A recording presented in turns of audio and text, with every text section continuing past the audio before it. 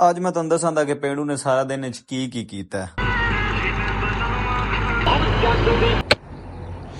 ਅੱਜ ਤੁਹਾਨੂੰ ਇਸ ਤੋਂ ਦੱਸਣ ਲੱਗਾ ਕਿਉਂਕਿ ਸਵੇਰ ਤੋਂ ਲੈ ਕੇ ਸ਼ਾਮ ਤੱਕ ਅੱਜ ਸਾਰੀ ਦਿਹਾੜੀ ਪੇਂਡੂ ਦੀ ਕੰਮ ਵਿੱਚ ਹੀ ਗੁਜ਼ਰ ਗਈ ਹੈ। ਕਿਉਂਕਿ ਅੱਜ ਸੀ ਸਾਡੀ ਪਾਣੀ ਦੀ ਵਾਟੀ। ਸਵੇਰੇ ਸਵੇਰੇ ਉੱਠਿਆ ਤੇ ਟੁਰ ਗਏ ਪਾਣੀ ਲਾਣ।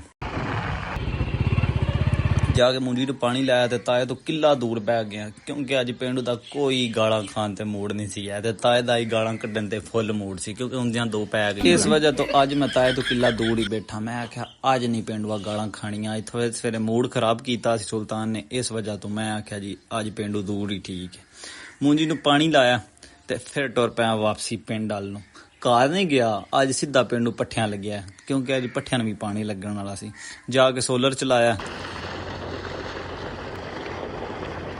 ਤੇ ਮੂੰਹ ਛੂਹੇ ਬੰਨੇ ਨੇ। ਇਹ ਬੰਦ ਛੱਡਣਾ, ਚੱਲੀ ਛੱਡ ਦੇਣੀ ਹੈ।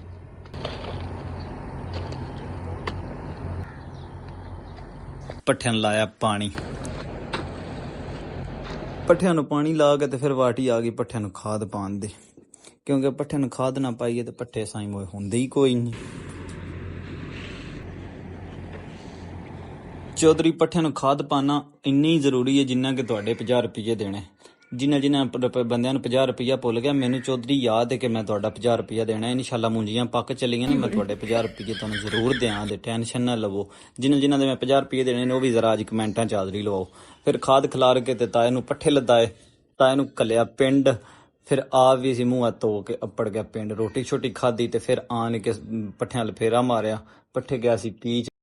ਆ ਲਓ ਉਸਤਾਦ ਜੀ, ਪਾਣੀ ਵਾਲ ਤਾਂ ਜੱਬ ਨਿਕਲ ਗਈ ਜੇ।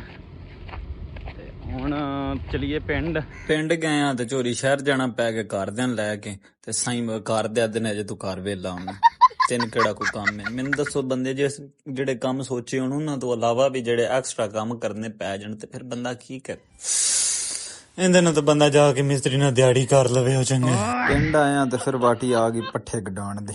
ਅੱਜ ਤੋਂ ਬਾਅਦ ਖੁਰਾਕਾਂ ਸ਼ੁਰੂ ਕਰ ਛੱਡੀਆਂ। ਕੋਈ ਨਾ ਹੋ ਸਕਦਾ ਬੋਤਲ, ਨਾ ਹੋ ਸਕਦਾ ਫਾਸਟ ਫੂਡ ਨਹੀਂ ਖਾਣਾ। ਉਹਨੇ ਤੇ ਤਾਕਤ ਬਣਾਣੀ। ਕੱਲ ਸ਼ਵਾਰਮੇ ਖਵਾਏ ਨੇ, ਉਹ ਅਜੇ ਵੀ ਅੰਦਰ ਸਿੱਧੇ ਹੀ ਨੇ। ਉਸਤਾਦ ਜੀ ਕੱਲ ਦੇ ਸ਼ਵਾਰਮਿਆਂ ਦਾ ਇੰਨਾ ਅਸਰ ਪਿਆ, ਰਾਤੀ ਹਸਪਤਾਲ ਦਾਖਲ ਰਿਹਾ 2 ਬੋਤਲਾਂ। ਉਹਦੇ ਅੰਗੂਰ ਲੈ ਨੇ 7 ਬੰਦੇ ਅੰਗੂਰ ਖਾ ਕੇ ਤੇ ਅੱਪੜ ਗਿਆ ਪੱਠੇ ਗਡਾਣ। ਅੱਜ ਤੋਂ 5 ਡੰਗ ਪਹਿਲਾਂ ਵੀ ਪਿੰਡੂ ਪੱਠੇ ਗਡਾਣ ਆਇਆ ਸੀ, ਲੇਕਿਨ ਬਦਕਿਸਮਤੀ ਨਾਲ ਜਦੋਂ ਅੱਗੇ ਆਇਆ ਤੇ ਕਿਸੇ ਦਾ ਪਾਣੀ ਪੈ ਗਿਆ ਸੀ ਤੇ ਸਾਰੀ ਥਾਂ ਪਾਣੀ ਹੋਈ ਪਈ ਸੀ। ਇਸ ਵਜ੍ਹਾ ਤੋਂ ਟਰੈਕਟਰ ਵਾਲੇ ਨੂੰ ਬੋਤਲ ਪਿਆ ਕੇ ਉਹਦੇ ਤੋਂ ਸਿਰ ਛੁਡਾਇਆ ਤੇ ਫਿਰ ਅੱਜ ਪਿੰਡੂ ਪੱਠੇ ਗਡਾਣ ਵਾਪਸ ਆਇਆ। ਪੈਲੀ ਦੇ ਵਿੱਚ ਪੱਠੇ